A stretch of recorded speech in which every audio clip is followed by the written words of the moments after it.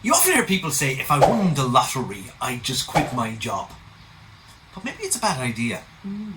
We're happy headers, and we'll tell you why.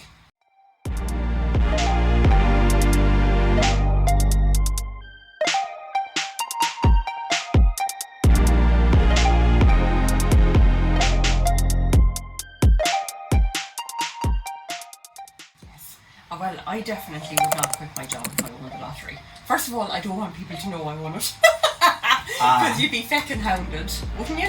Though, like, You know, would. so many charities and people ringing you up looking for money. Yeah. And then, second of all, I need my sanity. And I love my job. Well, you haven't had your sanity to date, so I mean, I don't know, really, you know, yeah. why. But I just do this all the time, Paul. I do know of somebody who they won the lottery. It was 5 million. Right. And they decided, we don't tell anybody. So they didn't do anything, didn't make any major changes in their lives for a little while. But then they moved house. Yeah. And then they bought the bigger car. And then their friends, of course, who kind of, even though, you know, the neighbours, the previous neighbours didn't notice, but their friends and family kind of go, oh yeah, you've got a nicer car there. Like, oh, what's that cost you? And then they were going on a couple of extra holidays a year, and then they were wearing nicer clothes. And then the pressure within the family got so great that one of them, drunk one night, kind of just blurted it out. Just had to. And then the family were faced with, well, do we deny it? Do we kind of, I mean, it was just like, blah, blah, blah. Or what? So it's hard to live with the pressure of it. Yeah. Because you see, your job, gives you a structure, doesn't it? Yeah, it does. Especially if you're employed by somebody. Like we're self-employed, so You we're see, our own 5 bosses. million is not that much, really. It's a good life. Like, it's a big chunk of money, Yeah. right? But it could be gone very quick. It could be. Like, you think about it, if the average house now is like $500,000 to buy around here. Like, it's gone ridiculous. And then if you live in Dublin City or somewhere like that, you're looking at maybe, 3 million for the average good house, for a family. Yeah. It's not that much money when you It put isn't. it into context with, how much it costs to live. Yeah. Yeah, but like your job gives you your structure. There's rules in a job. There's, you have to turn up, you have to do X, Y, and Z, and then you get paid at the end of the day. And that gives you like a discipline, doesn't it? Yeah, and it gives you enjoyment. I mean, like, if you love your job, it's different, but if you're a person that hates your job, and I've come across loads of people that hate their job. I think it's like a death sentence. It's like a life sentence. I remember some guy,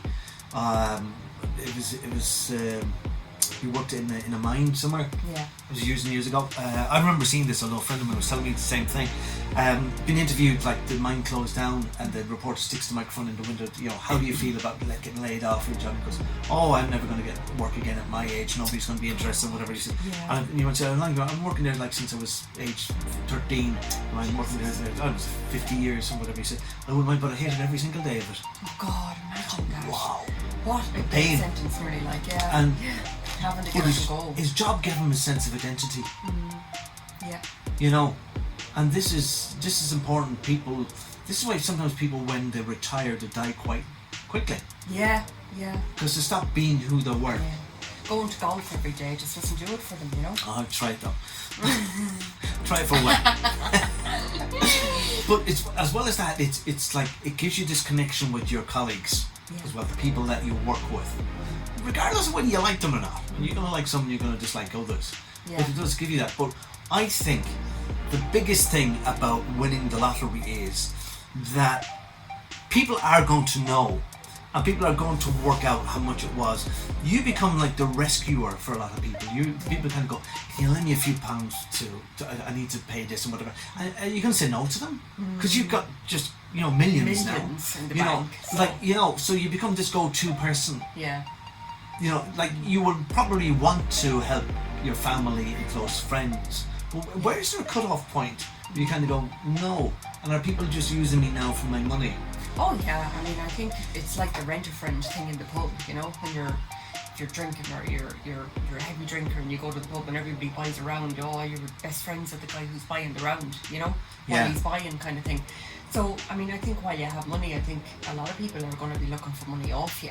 They're going to say, well, you wouldn't throw me a few pounds for this or for that. Yeah. But the thing is, you have to make decisions and say, okay, well, how am I going to make this money work for me, Because there's only two ways to earn money. you know, work for it, or, you know, have your money work for you in investments. Yeah. They're the two best ways to make money, really. Or win the lotto. Yeah. In which case, you need to get that money working for you. So invest it in something that's going to keep it going. Yeah. But you see, I think too, like when, like we tend to live in areas where people are like us. We tend to hang around with like-minded people. We kind of find our level. Yeah. If suddenly you're that you don't fit in with your community anymore. Yeah, and that's a big shock. You're a misfit to a lot of people. So what do? Do you move to a kind of like a posher area, surrounded yourself by posher people? Well, Good actually, posher restaurants. There's a lot of stuff about this, actually. You know, people say, "Oh, you're getting too big for your boots now." Oh yeah. Oh no. See, what was wrong with the old house? What was wrong with the old car? You know, it wasn't good enough for you, was it not? What was wrong with the penny saved me going to the shirt? gym. I had to push it every morning. Yeah. Now I can afford proper gym membership. I don't even need to go to gym. I can get myself surgically enhanced. Oh my god.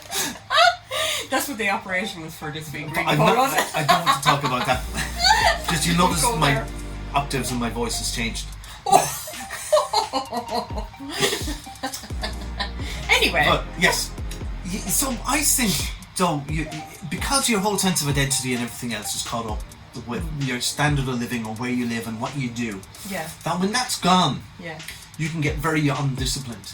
I saw a cartoon that I've shown it to my uncle last weekend. It's something it was out years ago. You ever watched The Roadrunner and Coyote? Yeah. I looked this up. I think it was the guys who make Family Guy did a kind of a spoof thing on it, where the coyote actually does catch the Roadrunner.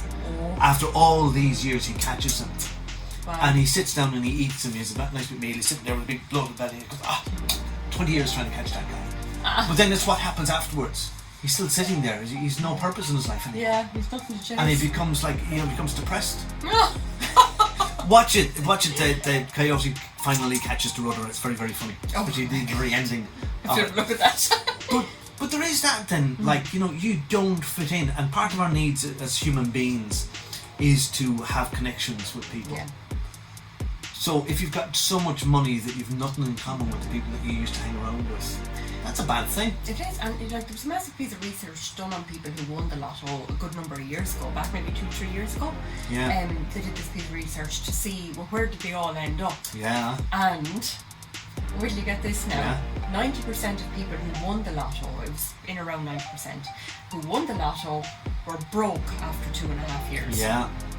Imagine that. Well, and some of them won the American lotto, which is like gazillions, hundreds of millions, hundreds of millions. They literally blew it. But you see, I covered that on a radio show one time. I called it the Riches to Rags. Yeah, Riches to Rags. Yeah. And you see, if you've never had money, you don't know how to manage it. Yes, that's the problem. It's a skill. Yeah.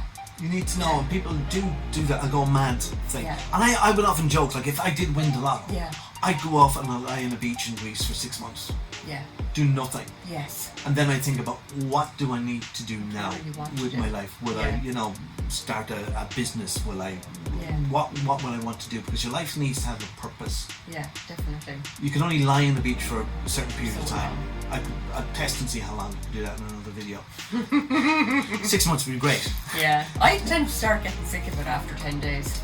Yeah. Or 2 weeks. 2 weeks. You see, it's the novelty of it because we live in Ireland and the weather is crap. You get a nice shade of blue if you go to the beach here. Yes. People think you're having a coronary. That's right.